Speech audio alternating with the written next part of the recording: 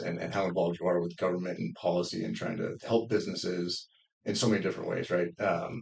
Would you say that so the government involvement is something that really stood out to me when we first started talking about the chamber, stuff that I didn't realize, like getting carb here, and I didn't even realize all the way back to getting March here, essentially, right? Those kind of things. Has your involvement and your experiences and your education has that swayed the chamber more towards the political activities, or is that something that was just really there that you were able to embrace and continue with? You even said it yourself. I mean, our chamber has had a long history of working on issues and bringing things to our community that have really been game changers. So, you cite the example of March Air Reserve Base. It was business leaders organized by the chamber who, in the 1915, 1916, 1917 time period, in the midst of World War I, went to the Department of War at the time and said, we have this amazing piece of property that you can put an airfield down in. So that sort of legacy has always been there, and as much as I'd love to take credit for, all of that, that has really been such a well functioning part of the chamber, and give credit to my predecessor Cindy Roth for really taking it to the next level, and I think it really also speaks to some of my interests that I want to keep us engaged on that. So, it governmental affairs can get sort of a bad rap. You think that we get involved in partisan politics. I could really care less about any of that. What I mostly focus on, what are the policy issues that impact our community, impact people's lives here, impact our economy here, and what can we do to change that? And, so that's where I try to make a difference there. And I see that. I definitely see that with the chamber. Do is this something that is normal for other chambers, or something that's kind of unique for Riverside? It, it, Or it's not common for every chamber. We have a saying in our industry that when you've seen one chamber, you've seen one chamber, meaning that every chamber is very much different and reflective of the communities they serve. So, if you're a chamber of commerce for a high tourism destination area, let's say if, Napa, right? Your focus is going to be a little bit more on tourism or bringing in visitors or that kind of industry. Riverside, we have an element of that, but it's not, the hugest defining industry that we have here. So we have the capacity to focus in other areas and the staff capacity as well for that. I mean, some chambers of commerce may only have a small staff of two or three, and we have the capacity because of our larger staff to get involved in some of these areas that others might not. gotcha. Yeah. So either way, they're supporting the economy and whatever it might be in their area, I guess, Right. right? So that's going to dictate what they fight for, what they advocate for, and what they help with. So that makes sense. Um, the chamber has a lot of committees and different groups. So as our viewer intention is business owners, entrepreneurs, what are some ways that they can get involved? I mean, there's a bunch of different boards and a bunch of different committees. Um, if somebody that's not really familiar with the chamber, if you were to speak to them about kind of figuring out what their interests are with their business and the community, and how they could plug that into the chamber and be involved, how would you? I'm not even sure I phrased that question well, honestly, but what would you say to them to kind of help guide them into being more involved in the chamber and supporting whatever their efforts might be, and what kind of opportunities are there for them? Sure, sure. Sorry. Okay. Sure. Yeah. I mean,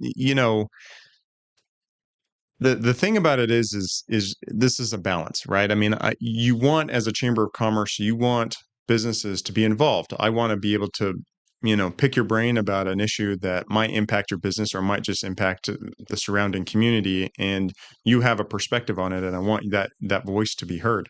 Um, but like you said yourself, we have multiple different committees. Each one of those committees has its own meeting structure. So usually when I'm talking to a new business, I don't give them the laundry list of here are all the different committees and where do you think you might fit in. What I usually do is I turn the question right back to them and say, okay, what are you interested in? Or who are you trying to talk to? Or what are you trying to achieve? And then from there, I try to figure out, okay, what's the best method of doing that? So, I have some that could care less about governmental affairs, legislative policy, any of that kind of stuff. They're really focused on workforce, and how we get engaged with the schools. So, we have a committee that focuses more on those issues. I have other committees that focus on marketing or different things like that, and that's an avenue. So usually when somebody is expressing some kind of desire in the chamber, my first question to them is always, who are you trying to reach? What are you trying to achieve? And then I start figuring out, okay, where does that fit into our system? How does that make sense? How do we support each other? Right, because I mean, we do in an average calendar year, I have more than 200 meetings and events happening. And I'm professional staff and I can't even attend them all. So it's foolish for me to try and expect somebody that's volunteering their time to just start populating their calendar with everything the chamber does. I always tell them it's not so much how you get involved, it's are you getting involved in the right things? And that's where I go with that. Well, you've been good with like I've tried to involve myself as much as I can, but you've proactively been cautious of not creating burnout for me, not not asking too much, not involving, putting on too many committees or whatever, because it makes sense. Like we all have, most people involved are either on the sales side or the owner side of a business, Hmm. and they have a lot going on. So the burnout would make sense. I had anecdotally is the question, the fact that you're asking the question first, kind of sparked a story in my head that when I first joined the chamber, I went to a mixer very early on in my career, Sure. and Mayor Loveridge was there, and I got in the little circle awkwardly, and then I was, I don't know, 20, early 20s, right? And he Right. goes, "What kind of businesses are you looking for?" And my young self was like, "I can work for any business that does anything." He goes, "Okay, son," and he walks away. It's like, how can, and the reason I think of that is that's kind of the same your question you're proposing. Like, there's a lot of things I could come up with that maybe you could do or that might be service us, but Right. what's going to service you and what can work for you? And there's many times where I revisit that in my head and wish I had a better answer for them because just not understanding the networking of the chamber, the connecting is literally when I joined to get leads, right? I Sure. went to those Which meetings and a lot of people do. They they grow have their retained clientele startups base. too. I got one, and they closed a very high percentage. And I was alone, so I got busy enough that I stopped going to the chamber. Right, so the Hmm. chamber kind of phased me out of the chamber. And when I came back to be active in like early 23, I had the same mindset. Okay, I'm gonna leverage the chamber. I'm gonna go to mixers. I'm gonna go to BIA, that kind of stuff, and I'm gonna get leads. But very quickly did I realize that that's not where it's at. Right? It's those relationships that you can build, and having somebody like Loveridge who asks you that question and being able to give them a good answer. Like at the time, I would have said. Now I'd probably say I need to work with dentists that do over 3 million a year. And he'd be like, "Oh, I know Joe and Bob, and they could use these services. They could use this." So knowing your interest and your goals, if you do get involved in the chamber, really makes sense. Thank you for being here. In the last few years, I've gotten more involved in the chamber, seen the opportunities. I've been a member since 2005, but really didn't take advantage of it until recently. You've involved me in some groups and some boards, and really, I think the best benefit is it's really expanded my connections, my network, the people that I can talk to, get feedback from. So thank you for that, and thank you for being here.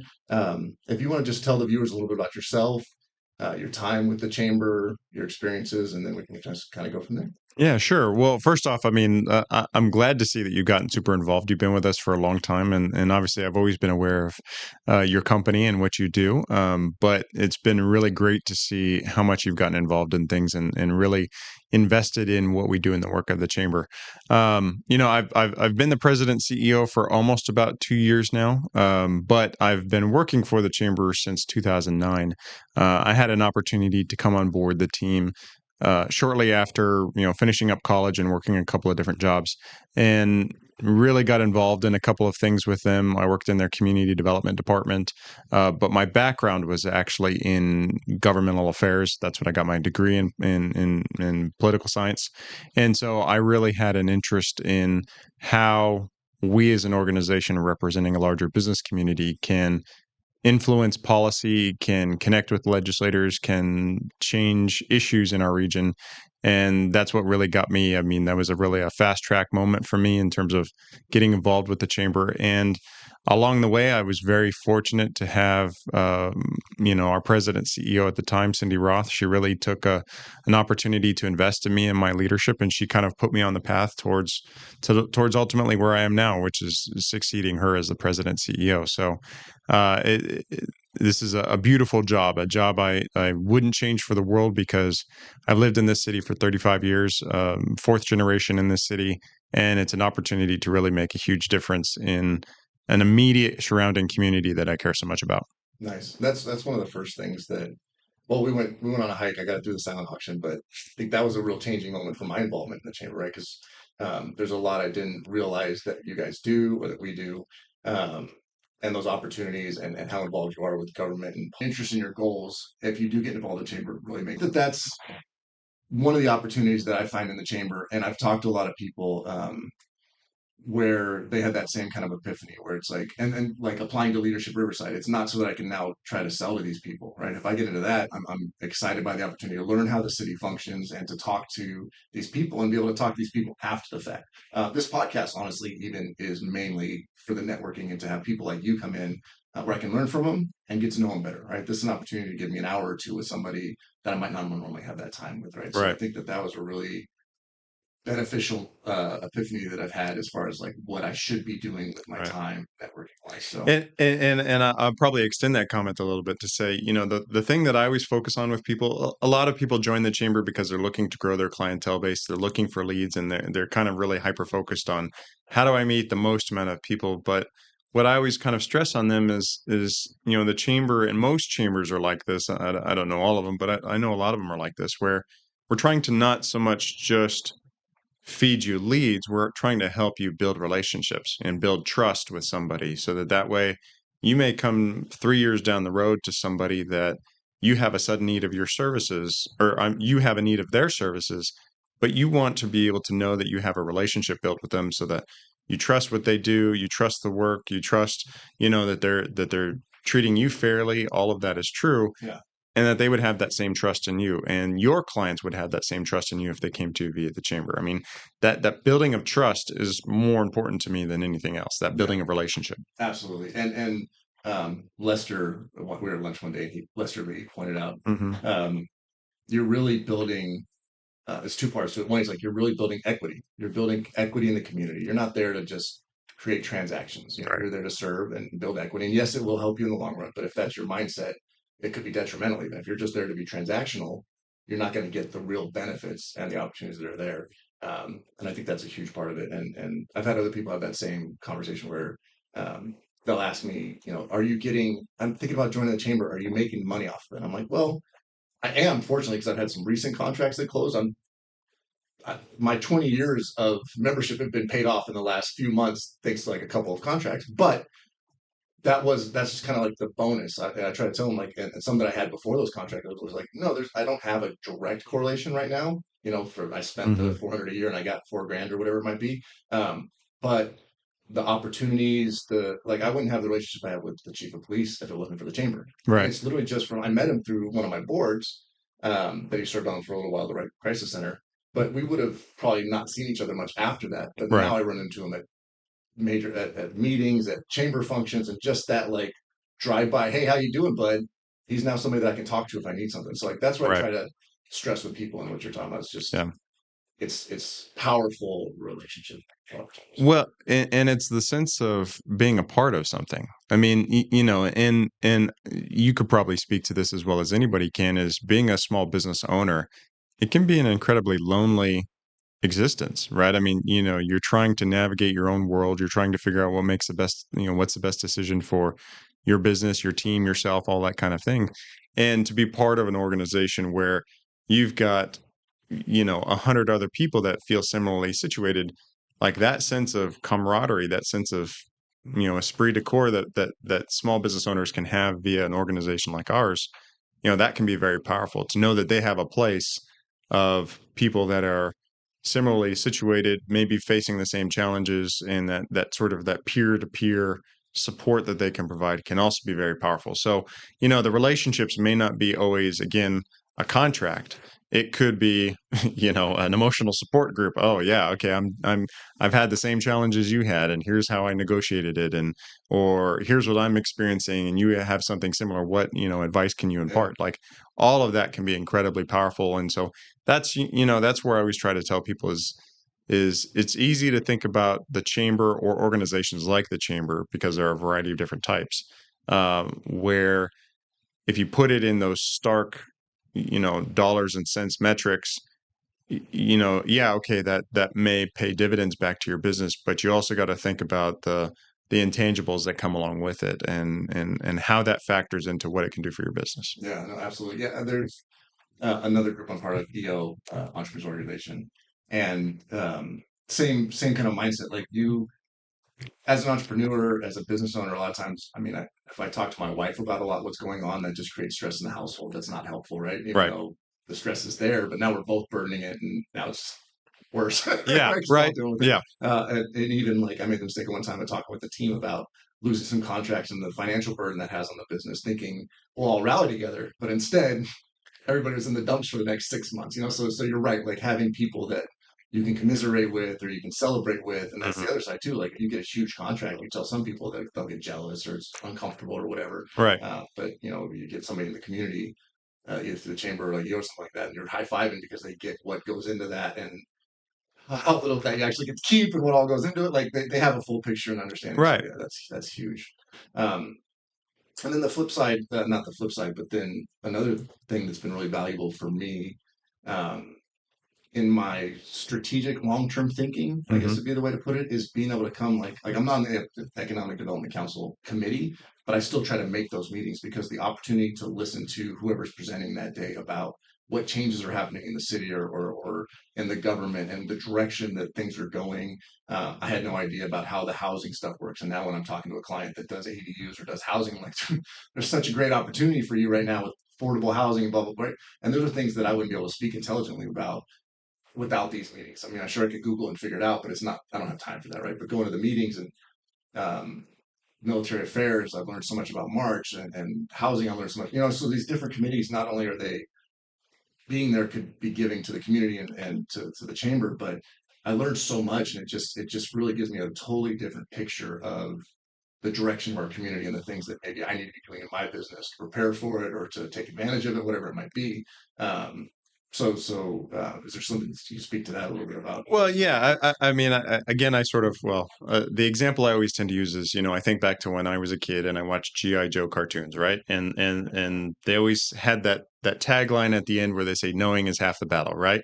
And so I always kind of think of that when we're having conversations like this. I mean, again, for a small business owner or somebody that's trying to make their way through the world, like so many decisions that people have, you know they're making a decision that has an inherent risk to it, and that decision would be a whole lot easier if they had more information.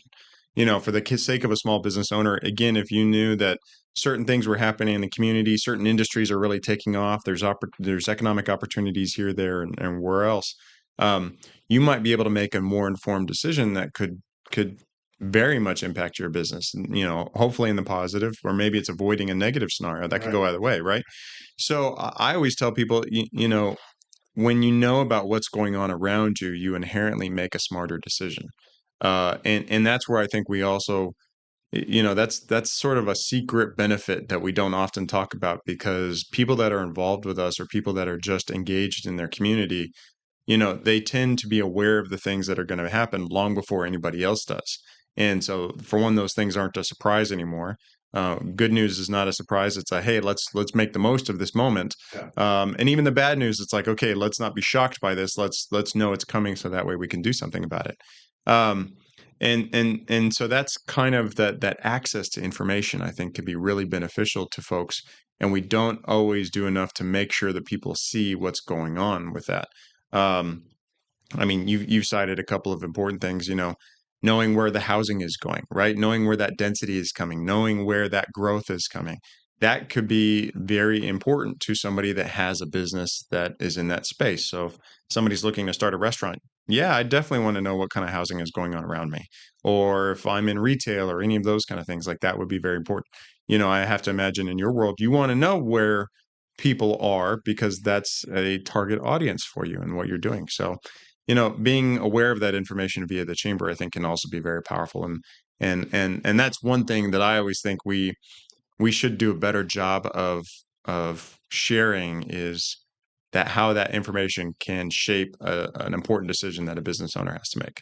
Yeah, absolutely. I think a critique, if I will, would just be that you guys could definitely leverage your social media better. Hmm. Lately, I've seen a lot more. kind of short videos and stuff like that being produced, which are killer. I love seeing that. And when I try to, well, we got to balance the public knowledge Yeah. because like being on the Magnolia Business Council, I do get to see some presentations or proposals that aren't far enough along that they're going to be publicly discussed, right? Um, so which is also an opportunity for you guys, right? So because you'll have a better understanding of what should and shouldn't be shared. Yeah. But I think there is an opportunity there for you guys to, I mean, even if you just did like maybe you did like a recap, like a 30-minute thing after a meeting, or which is more time, production, Right. whatever. Right. But with the phone, the good phone and CapCut, and some of your younger staff that's obviously already knows how to use it because I'm seeing the videos that they're posting. Yeah. There's a great opportunity for I think you guys to spread some of this information more.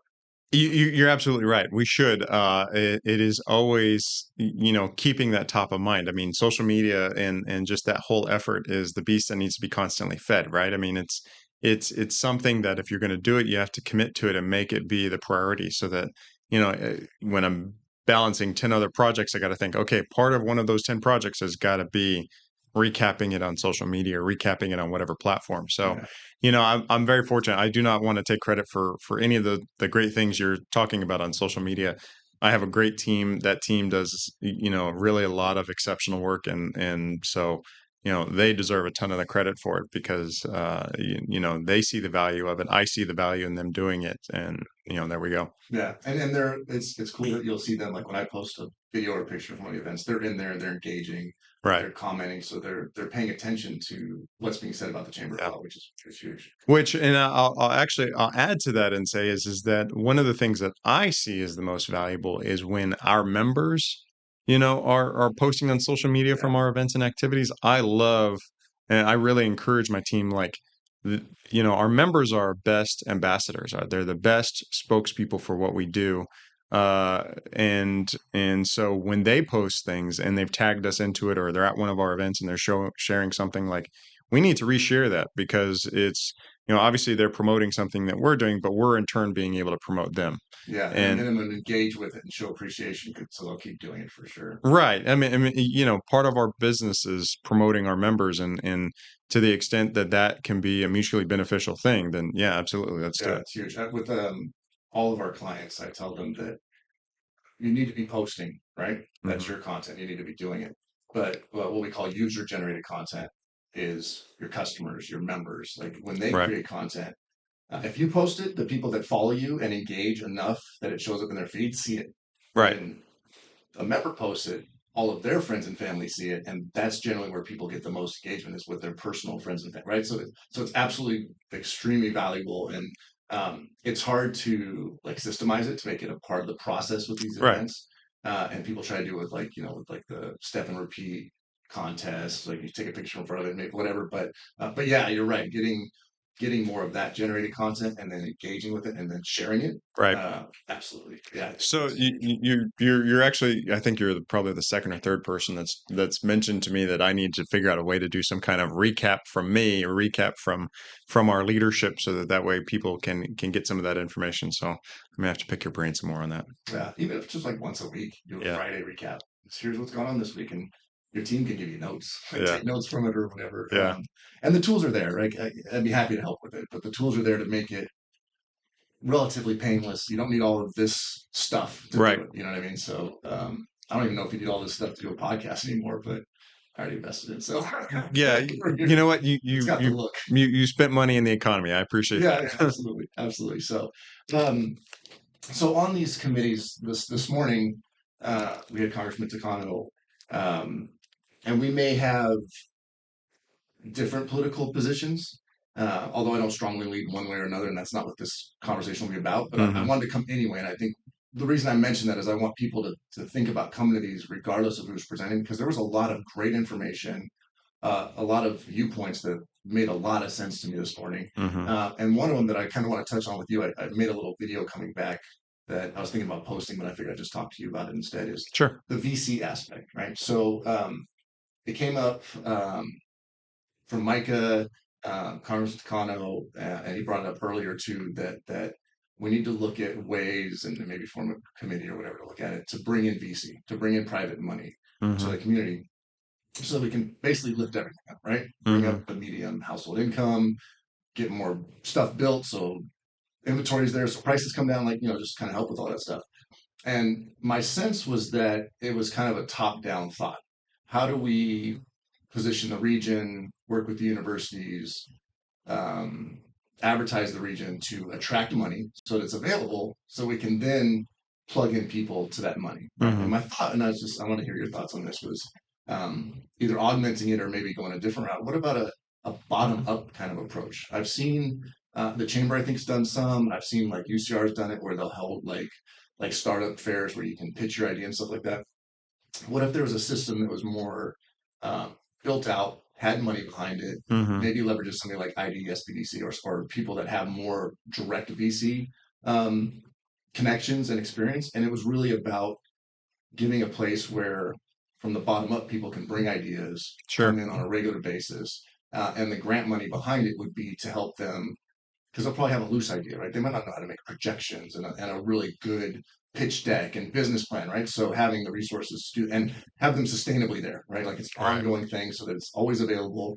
A certain percentage get awarded, but it's a constant thing. Because my thought is that if we, I don't, I don't know if I could be totally wrong, but I feel like a VC might not care about the region if there's an opportunity for them to make money, right? They're Hmm. investing. So if they see something that can potentially make them money and the plan makes sense and it's doable, they're going to invest, right? So it might not matter if certain infrastructure, university things are in place, if their piece of the puzzle works, regardless, right? Right. Right. So that's just kind of thought as a bottom up approach of giving resources to the businesses to attract the VC as opposed to attracting the VC to make those Right. resources available.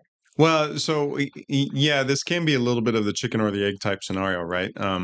What we frequently see, and I don't, this conversation is evolving, especially based upon some of the comments that Congressman Takano was particularly excited about, is there are situations where you can access seed dollars from the government, from whether it be the federal government or state government or local sources, where you can access those seed dollars to get something started with the intention that in time it's intended to be really more privately funded. That you've started to create this critical mass where private funding is starting to come into it. Um, where we always, I think, run into this challenge is that it's a great idea. It needs to work there. I've always felt that we have so many wonderful assets here. We have so many great organizations doing great work. And sometimes it always sort of feels like we're all a little bit siloed and not talking enough together to really bring that effort together collaborative. Like, talking to Congressman Takano and his team now about them being interested in attracting more VC into the area, which is great.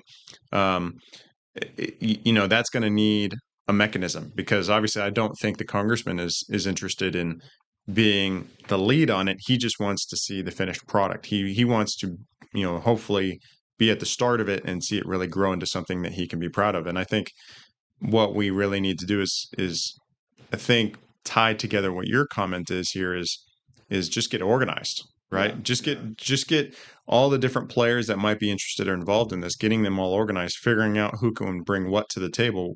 Somebody's got the funding figured out. The other person has the platform to make it happen. The other one has got the connections with the entrepreneurs.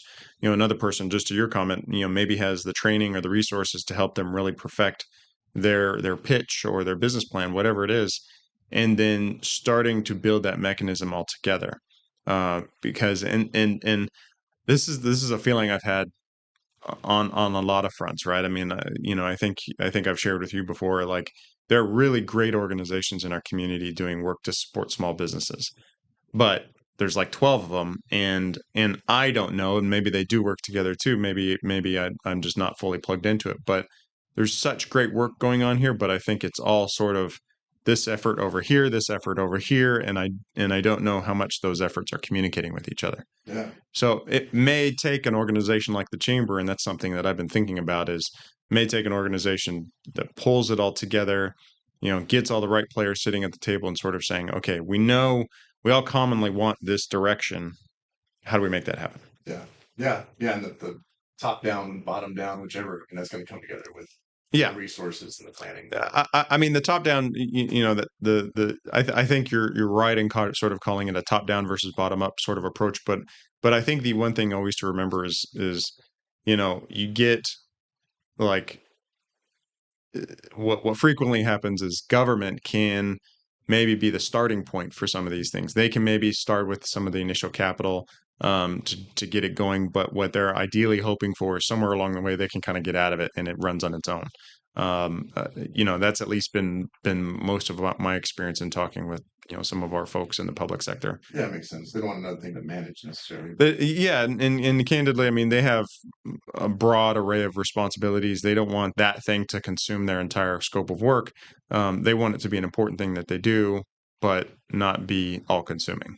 Right, right. That makes sense. You mentioned there's like 12, and I don't know if I that's was the throwing a exact number number, out there. right? But several Yeah. um, groups for like small business. And as a small business, like I think the chamber and ISBDC are like the only two that I really can think of off the top of my head. Are there others that you can think of and maybe share with the viewers that we don't know about, or that? Sure. I mean, you've got uh, so I mean, you talk about chambers of commerce, right? And it's important to mention we're not the only chamber of commerce for one in the city or two in the region, right? So I mean, you can kind of businesses, especially if they have market presence in different communities, What, whether it what be do you mean by in the city? well, I mean, there's a Hispanic chamber. Oh, that's right. There's Okay. a a Riverside County African American chamber. There's an Inland Empire. I'm sorry, I'm saying that wrong. There's an Inland Empire African American chamber. There's a Riverside County Black chamber. There are other chambers of commerce that offer unique, different experiences, and I don't presume to be able to do it all or replicate what they do.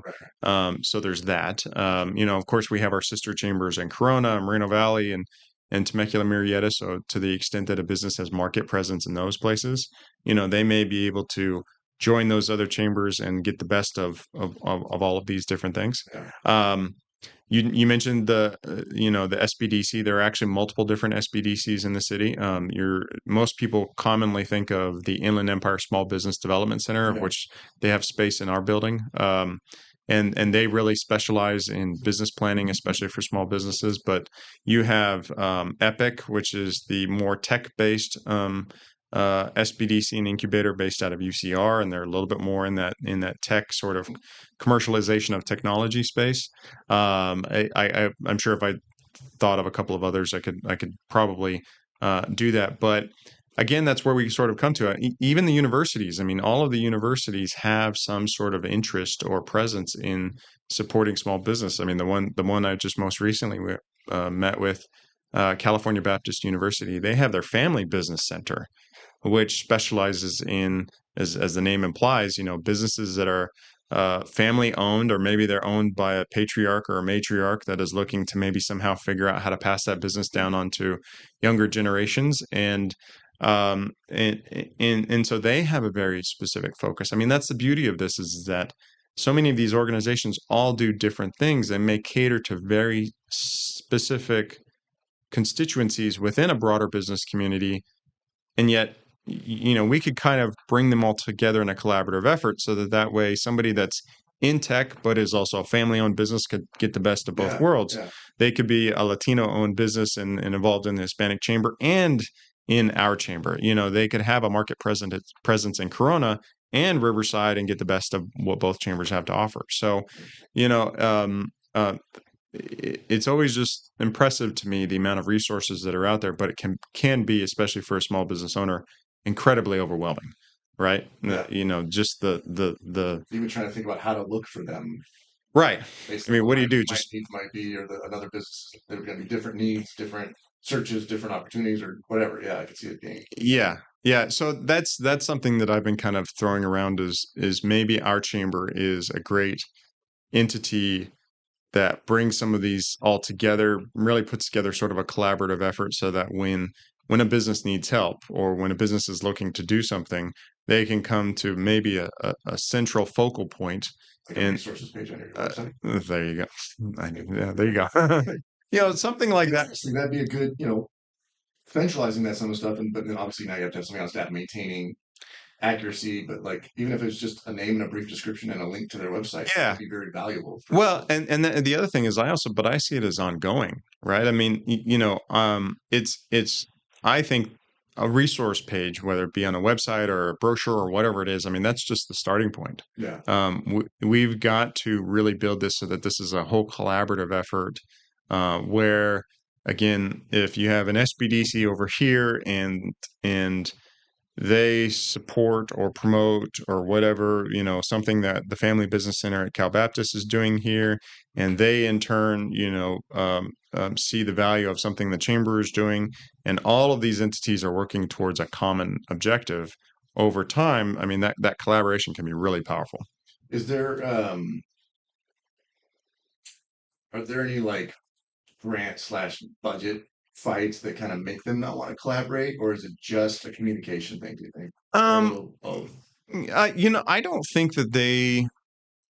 I I think feel the like some are maybe competing for the same federal dollars, right? But I does it matter? suppose, yeah, perhaps I suppose so. I'm sure there might be some of that where they may be in competition for each other's resources. I, I don't see that too often. I think in most cases they're each just so focused on trying to build out their own programs that becomes sort of a bit all consuming, No, yeah, absolutely. I mean, right? yeah, yeah, Right. I can totally get that. Yeah, I mean, it's Yeah, I wouldn't necessarily say it's a finite amount of money. I think it's a finite amount of time and attention that everybody has. yeah, I think that's fair. Would it maybe be like a small business economic development council or a small business resource group, or is Yeah, it another yeah. committee essentially maybe where these people are hopefully pulled into on a regular basis? Yeah, I mean, I keep floating around a couple of different thoughts in my head. Obviously, you want to have the providers, what I would call the providers, the people that are doing this kind of work, the SBDCs, the chambers, the whatever the entity is. You would want to have them involved so that way they can kind of share what they do well and what they're trying to achieve. To my thinking, it would need some kind of regular input from, a small business constituency base. If that's um, a steering committee, an advisory council, whatever it is. I mean, I think all of these organizations would benefit knowing they had a dedicated focus group that's sort of saying, hey, I'm a small business owner, and this, service that maybe none of you are providing right now would be very beneficial to me. Is that something one of you can do, or the collective effort can be towards, and what would that look like? Could we just rotate those people through the business councils?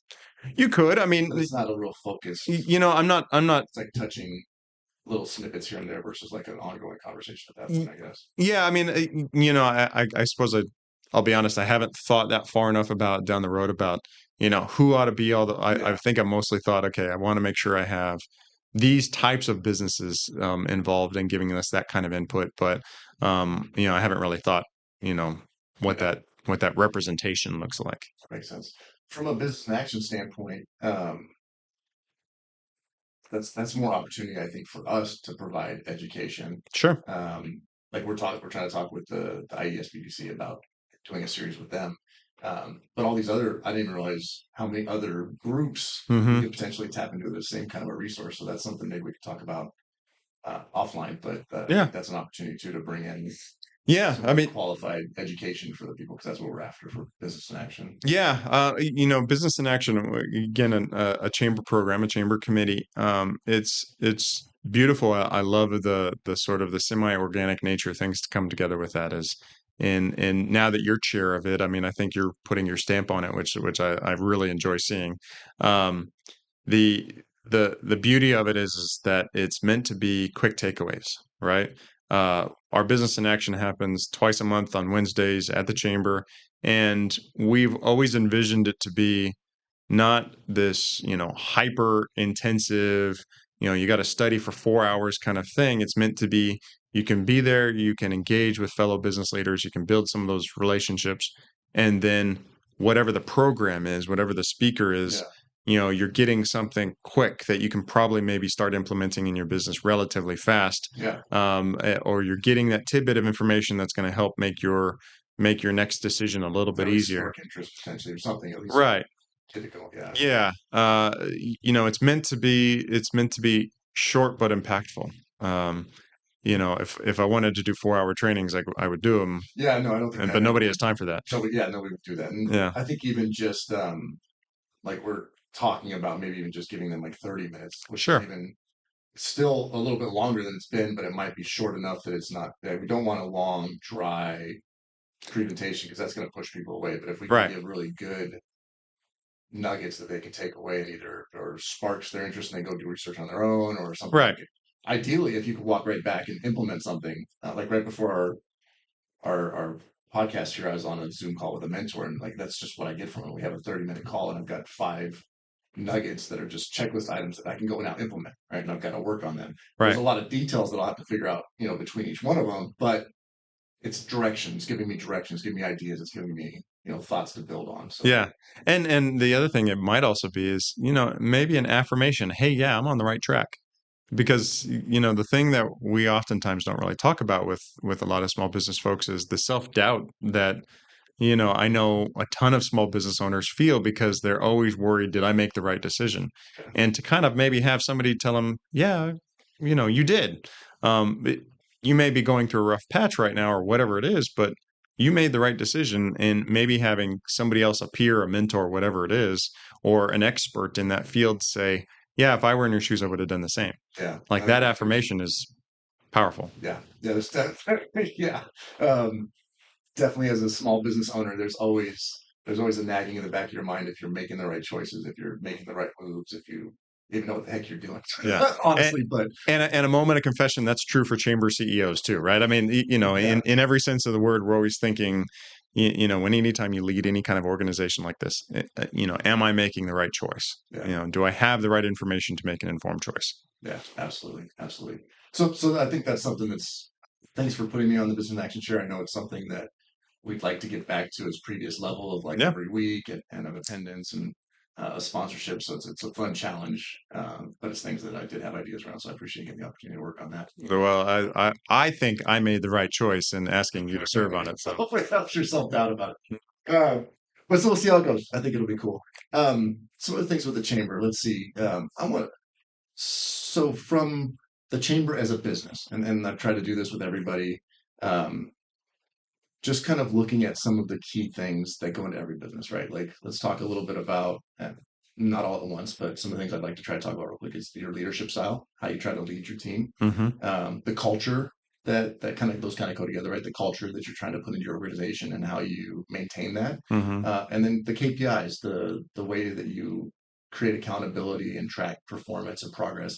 Um, if you're open to it, those are some things I'd like to talk about so Sure. that a business, anybody that comes on to watch this, I want them to get some of those nuggets, right? Sure. And this I think is an opportunity to kind of talk about. So if we could start maybe with your leadership style, is that something that you have, and I assume that you do, but that you have like a thought out style of how you want to lead your team, or is it something that's just kind of you're naturally leading the way you've led before? And how do you kind of look at your leadership and make yourself a good leader? Work on Right. being a good leader, I guess. Right. Well, of course, I'm going to throw the caveat out there that I'm still learning it, right? And I would definitely say that any leadership skills I had, say, 10 years ago while I was at the chamber, have definitely evolved and I've learned things to do and things not to do. And I'm sure that 10 years from now, I'm going to look back at now and go, yeah, don't do that anymore, or yes, keep doing that. I think we'd be worried if you said you have it all figured out. Yeah, right. Um, I guess my general leadership style is I want to be the best. I want my team to be the best, and I want my team to feel like they're the best at what they do. And so to some extent, like I'm going to expect the best of them. I show up to work every day ready to, kick butt and take names. And I really want my team to have that same sort of mentality that I'm here to do the work. I'm here to be the best I can be at it. And for myself, just the way that I've always operated, that's been the standard expectation. Um, I would suppose if you ask where I get my leadership style from, I mean, I'm sure probably my biggest influence has been my father, right? Captain in the artillery. And so I had this very strong sort of command understanding of leadership. And when you're told to do something, you do it. There's a strong chain of command in your household. Well, yeah, oh, yeah. I mean, yeah. I My dad used to wake me up on Saturday mornings by playing "Ride of the Valkyries," which is the song from Right. Apocalypse Now. And that was his way of waking me up. It was like, okay, it's time to go do Awesome. work, right? Yeah. Sorry, Uh, maybe two. yeah, like that's how he operated. And so I think to some degree, like there's a little bit of that carries through with me, Yeah. is just like we're here to do a job, but we're here to do it our absolute best. And he always instilled that in me. Um, that being said, I think as I've gotten older and more experienced in just my own leadership, is knowing that, for one, I'm not in the military, and neither are my team, and so I can't sort of do that with them. But what I can do is to make sure that they clearly understand what I'm looking for from them. And sometimes I do that well, sometimes I don't. But my goal is to always make sure that they understand what I want from them, to make sure that they know how to deliver on that, and then get it done. Um, I try to stay, if I figure that if things are going well, then I'm staying out of their hair and they're getting their jobs done, and they're only coming to me if they have problems. Um, I like to know how progress is on things, and so I always find that information is things are also going really well when information flows upward. So if one of my team is providing information to their supervisor, hey, we're making progress on this, this, and this, we're having Yeah. a challenge here, here, and here, and that information is flowing up to me so that I at least know about it, then it's good and I can stay out of their hair. Yeah. Where I start to get involved in their stuff is when I don't know, when I'm not, not up to speed on something, and then I'm sort of like, okay, you got to tell me what's going on here because I got to know if you need me or don't, and that kind of thing. But generally, I mean, I figure that we hire really good people. I feel like we train really good people. Sometimes we lose really good people, but it's always because it's a great opportunity for them. So if all of that is true, then they should be able to do what they're striving to achieve and not need me to hold their hand for them. Um, I really, if I'm micromanaging, then I'm not doing something right. Right. Okay. And that's so I try to make sure they've got what they need, make sure they know the direction we're going for, make sure that they're committed to doing their absolute best with it, and then get out of the way. And that's a hard lesson for a lot of small business people. Um, especially like technician types that where they're really trying to be hands on. I kind of did the opposite for a while. I went completely hands off, thinking that that was okay. Uh-huh. And I've had to recover from that. COVID was we were already kind of like on a complacent cruise control, and then COVID hit, and Uh-huh. because we were cruising, there was no momentum, Right. right? So I kind of learned the hard way, but so now I'm trying to balance that, right? Not being a micromanager, but also being aware. So with that, so it's a lot of event, a lot of moving parts with what you guys do. But what kind of processes are in place for accountability, for tracking? Do they have KPIs?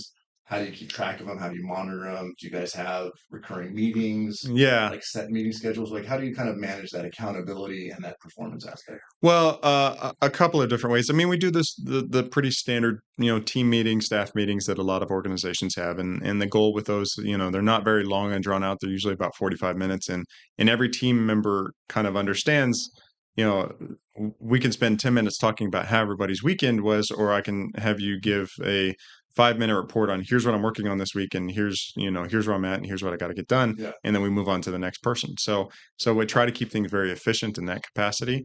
I always tell my team, I'm like, CC me on things. Doesn't mean that I need to respond to it, or CC your supervisor on something. Doesn't mean that I need to respond to it. Doesn't mean that you're asking for my assistance, but you're mostly just keeping me in the loop. And I find that is a really helpful way, so that way I can jump in if I see a direction I need to change. Yeah. But if generally things are going well, then go forth and conquer. Yeah. So there's that. I do encourage that. We do all the standard sort of like end of week reports. I'll be the first to admit I didn't immediately see their value. I just saw it as a kind of the thing you hated doing on a late Friday afternoon. Yeah. And then I started seeing, okay, it's not. It is for that team member's benefit, but it's as much for the supervisor's benefit to just know, okay, they're on a good track. I don't have to worry about them, or they're going to need my help. Yeah. Right. So we do that. I mean, and like any organization, we do performance evaluations. The probably the one thing that is the most sort of unusual about our chamber so much of the common workplace environment right now is a hybrid model or remote work model or all of that kind of stuff. I mean, I worked every single day of COVID, and I always sort of kept the mentality that when I was at home, I wanted to be at home. When I was at work, I wanted to be at work. And I didn't really feel that working at home was the best for me in that Or context. your family. Right, right. I mean, because right, if I'm home, I want to be with my family. If I'm at work, like I've got the mindset Yeah. there. So we brought our team back into the workplace with sort of that expectation, and this was even prior to me as president CEO, is that the synergy, the constant level of being around each other and the communication that stems from that helps you provide that accountability. I mean, pretty fast when somebody's not doing what they're supposed to be doing because you're working 20 feet away from them. Like Yeah. and that may be sort of an unpopular sort of opinion with some, I struggle with the whole. I mean, we have a lot of remote workers, but it's more of a cost basis. I mean, they're sure. overseas remote workers, right? So they can't be here. But the core team, like, I struggle with the concept of remote workers being effective, and I could be wrong, but and the collaboration not being there. But more importantly, like even when I started this business 20 years ago, I got an office pretty quickly Right. because that same separation. Like, if you don't have kind of a clear start and stop. And obviously that varies based on whatever's going on, right? But if you don't have a clear separation between home and work, it really can blur together. And now you're doing work stuff at 10 o'clock at night and home stuff at 10 o'clock in the morning. And neither one is being really as efficient or as healthy, I think, as Mhm. it could be, right? Especially if you have a young family, well, you have a young child and your Yeah. family, and to not be able to support potentially your wife with your baby because you're now working on your laptop at 10 o'clock at night, Right. or because you had to do that in the morning and now you're like it just Yeah. creates it's really muddies it up for me, and that's something I've always struggled with for Yeah. sure. I mean, I feel like to some degree my job is very akin to what a lot of small business people feel. I mean, you if you had a client, right, that would call you at 7 o'clock on a Friday, and they're a valued client, like you're probably going to take the call I think so because too. Yeah. because yeah, right. I mean, Yeah. I kind of do the same. If it's a Saturday and I get a phone call from somebody that obviously has my cell number and they've got a problem, like I'm going to help them. Doesn't necessarily mean that I'm going to call my employee on that same Saturday and That's say, different "Hey, for we sure. gotta," Yeah. that's that judgment call I've got to make. Well, there's laws coming in now that are gonna make that even harder, so Right. which is Yeah. fine. Yeah. Protects yourself Which or is something. as it should be. I mean, I don't need to bother my employee with that Yeah, on unless you're exempt. yeah. We could get into that whole conversation. But I don't need to keep that going. Yeah. Um, and so by the same token, like I kind of expect that again, this goes back to maybe a little bit of my leadership style is, when you're at work, like your focus is at work. And if for some reason you can't make that happen, then we've got to figure out what's going on, right? Right. If it's a personal thing, like take the Yeah. vacation time or the sick time to go fix that issue. And then when you're ready to come back to work, you're ready to come back to Yeah. work. Yeah. And so, I don't know, I guess I just expect people to give me their best and give me their full attention when they're on the clock. Yeah. Yeah. I agree with that. I'm Yeah. not sure culturally that a lot of people still feel that way, but I think it's an important part of productivity. I mean, now, okay, so which kind of leads into culture, right? Hmm. The culture of the business. And a few people that I've had on have talked about like culture. Angel Sanchez is really huge on culture, and he was one of the first people I talked to. Um, and having that balance of productivity, but health and happiness, which can help productivity and that kind of thing. So Hmm. from your leadership style, I kind of get how you run it and whatever. But is there a written out kind of definition of the culture that you want in your organization? No, no, I probably need to develop one. I mean, in truth, I would say that that's probably one area that is the most undefined right now. And again, I think it's like anything else. Sometimes we do it right, and there are times we do it wrong. Um, I guess if anything, um, my style of things is, you know, I'm going to do something 100 miles an hour until I'm not. So the wheels come off. Right. If again, it's this sort of mentality when I'm at work, like I'm working and I'm 100 miles an hour, and then when I'm in my personal life, that's maybe that's 99 miles an hour. But but I guess if anything, like I just try to make sure people are seeing and hearing from me. My team is seeing and hearing from me that um, that this what we're working on has got my full attention. That I'm not distracted by something else. And I would think that that's probably the most consistent sort of work culture philosophy that I have. And I think that resonates well with some people, and some people it doesn't. To some people, the social aspect of a workplace is really important to them, and I think that's important to me. But it's all within context. Um, Yeah. you know, um, I know if anything, I want my team to know that I care about what's going on with them. I care if, they've got a relative that's not feeling well, or I care if they're, struggling with something. I don't want to make them think like I don't. Um, and to the extent that I can be supportive of them, or provide some resource to them, I try to. But some people feel comfortable with that, some people don't, and I respect it either way. That So. makes sense. So the chamber, um, in my mind, I see like two main things that kind of are a factor of your success, right? Your membership base, how many members you have, Mhm. and then um, how well and how many events you pull off, right? Sure. How they go, how are they received, and that's small events and big events because you've got a couple really big events, and then a bunch of like every month you've got several small events. Mhm. Around those two kind of like main objectives, right? Are there set like let's just take membership to start with because that's I think that's a little more black and white. Mhm. Does the team have set goals of Yes. how many members we want to have? Are they looked at on a regular basis? How do you adjust what you're doing based on what you're seeing in those goals? Tell me a little more about that. Yeah.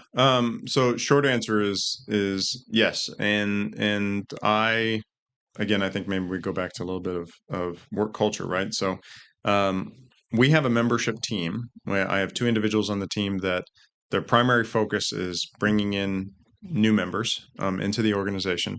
But I'm also quick to say that membership is everybody's focus, right?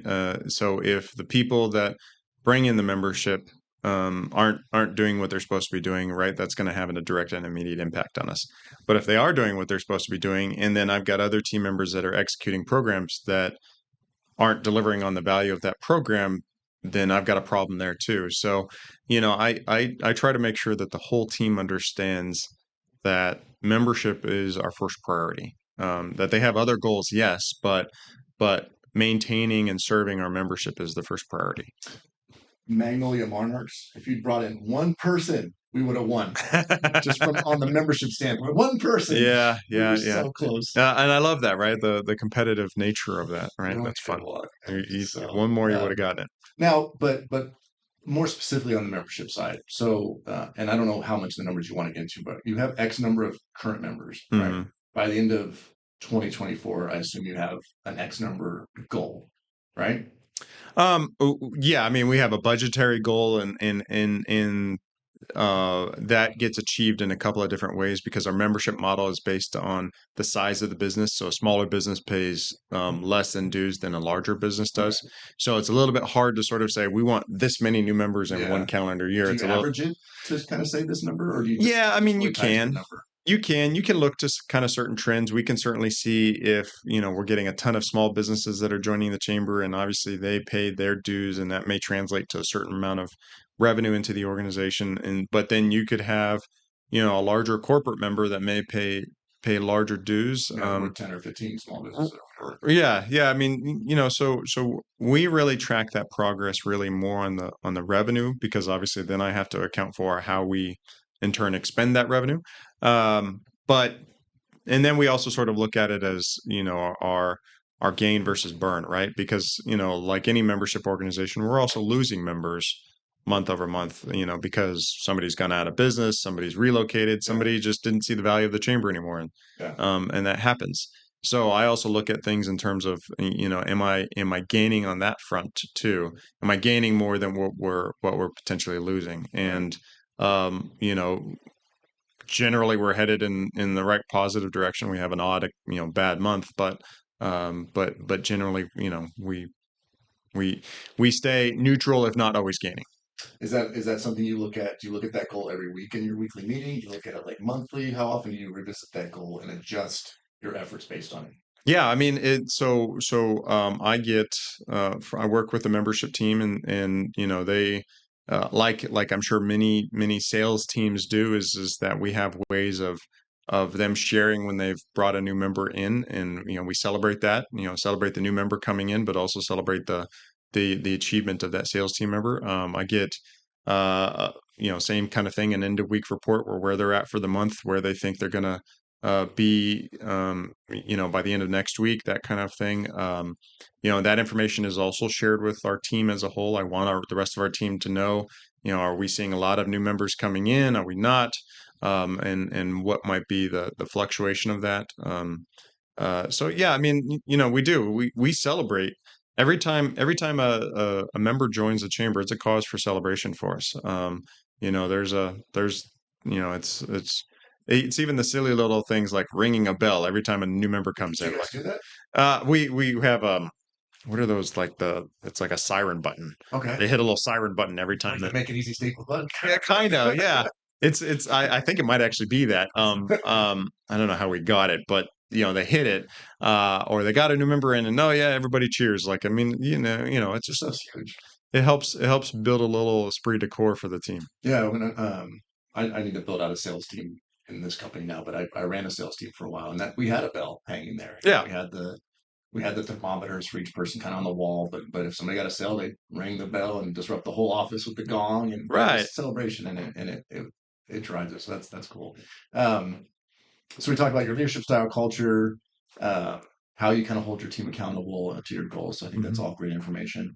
And then I think the other thing I wanted to just kind of maybe share with the audience is in the next 6 months, year, Hmm. um, and Takano touched on some of these this morning a little bit, I think. But and this is something I didn't prepare you for, but I know you, and you put them off the top of your head potentially. But what are some of like the five, and five's an arbitrary number. What are some of the biggest um, legislation type of issues they should be either Mm. involved in or paying attention to, community, local kind of issues that maybe aren't necessarily legislative, but are what are some like the top five things that business owners of any size should be really thinking about?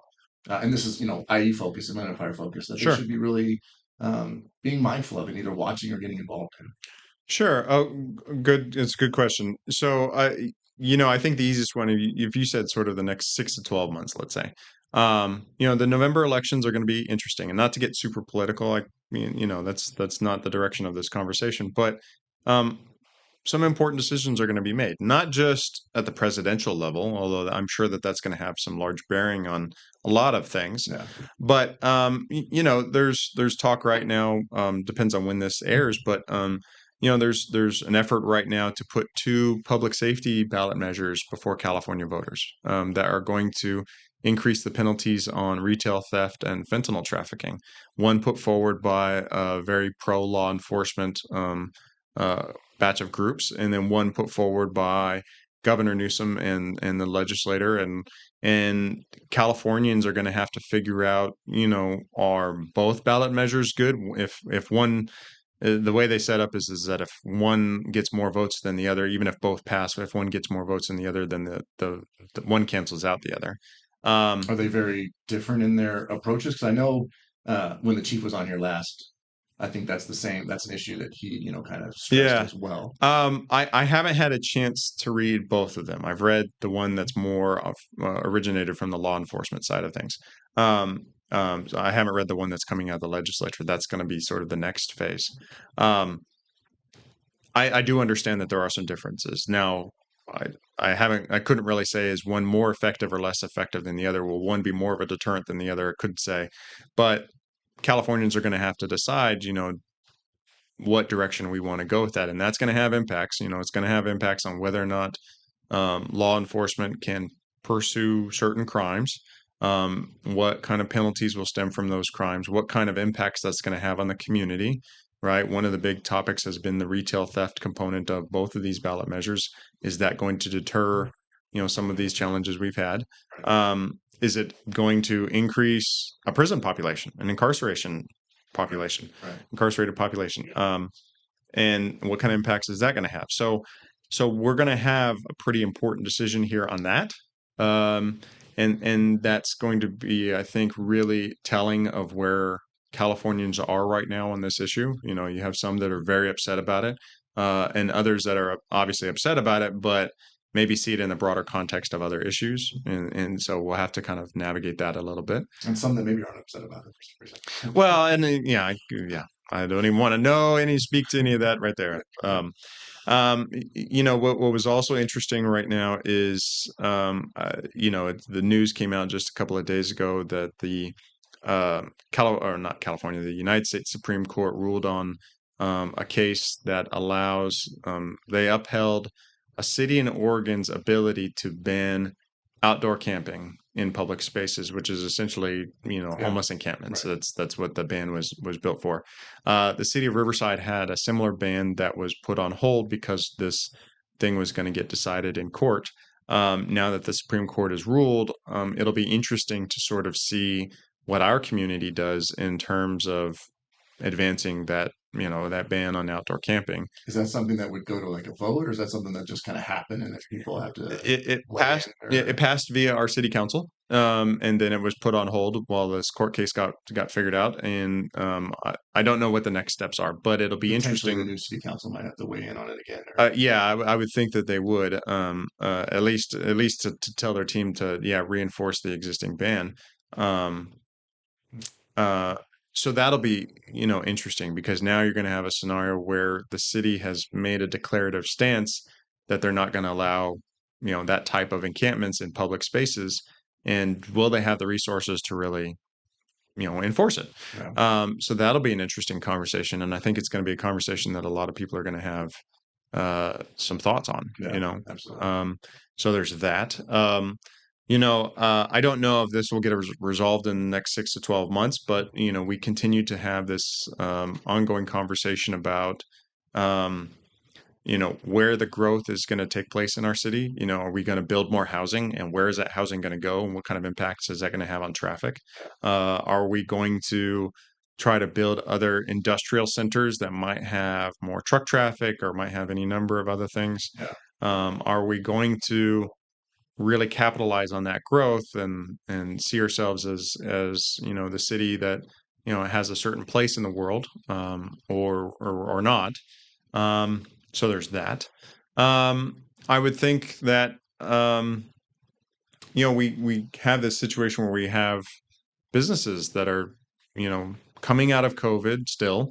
Uh, you know, the economy is a little bit uncertain. So are we going to see businesses really growing? Are we going to see some kind of recession or retraction in the economy? You know, that's going to be a factor.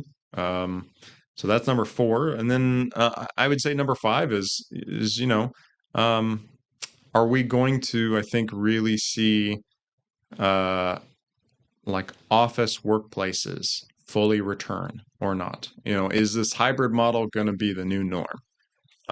You know, or is remote work really truly the new norm? yeah. And what's going to happen to all those offices? Right. And Riverside is better positioned than others. You know, they talk about San Francisco has this high, Huge vacancy. huge vacancy rate. And whereas Riverside, we don't have that similar problem, but it's just going to be this interesting dynamic that we have to sort of figure out is Zoom or WebEx or Teams or whatever the platform Yeah, is, the new method of doing business. And is that going to be now just a constant part of our lives? I don't know. yeah, yeah. Um, you've got a few minutes before your Zoom. Speaking of that, Yep. so we'll have to wrap it up. But there's a million other things that I know we could talk about. But I definitely want to be respectful of your time and give you time to get you. Well, look, I know you've got to run for your next meeting. I really appreciate you taking the time. I appreciate the opportunities and the experiences you've given me through the chamber. I look forward to where that's going to take me for the next years and years to come. And just I think this is some great information to share with the viewers, and I thank you for that. Well, thank you for having me, and thank you for being involved in the chamber.